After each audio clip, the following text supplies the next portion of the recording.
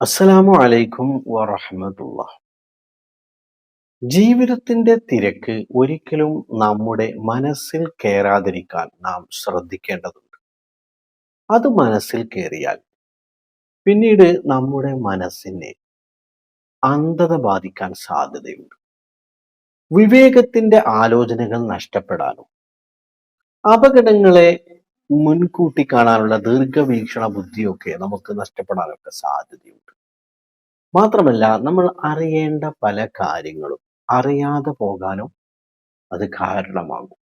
ഒറ്റയ്ക്ക് കിതച്ച് പായേണ്ടവനല്ല താനെന്നും തൻ്റെ കൂടെ കുടുംബവും കൂട്ടുകാരും ഒക്കെ ഉണ്ടെന്ന ബോധമൊക്കെ തിരക്ക് മനസ്സിൽ കയറിയാൽ പിന്നെ മറന്നു പോകാൻ സാധ്യതയുണ്ട്.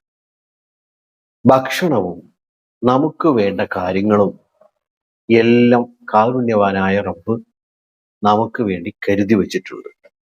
അതിനൊന്നും ഒരു കുറവുമില്ലാതെ അള്ളാഹു നമുക്ക് നൽകുക തന്നെ ചെയ്യും. പക്ഷേ അള്ളാഹുവിലുള്ള തവക്കുലും അതുപോലെ തന്നെ ജീവിതത്തിലുള്ള സാവകാശവും സമാധാനവും ഒക്കെ കൈവിടാതെ നമ്മൾ മുന്നോട്ട് പോവുക എന്നുള്ളത് വളരെ പ്രധാനമാണ്. അള്ളാഹു സുബ്ഹാനഹു വ തആല നമ്മുടെ ജീവിതം ഏറ്റവും നല്ല രീതിയിൽ മുന്നോട്ട് പോകാൻ തൗഫീഖ് പ്രദാനം ചെയ്യട്ടെ. വാഖിറു ദഅവാനാ അൽഹംദുലില്ലാഹി റബ്ബിൽ ആലമീൻ. അസ്സലാമു അലൈക്കും വറഹ്മത്തുള്ളാഹി.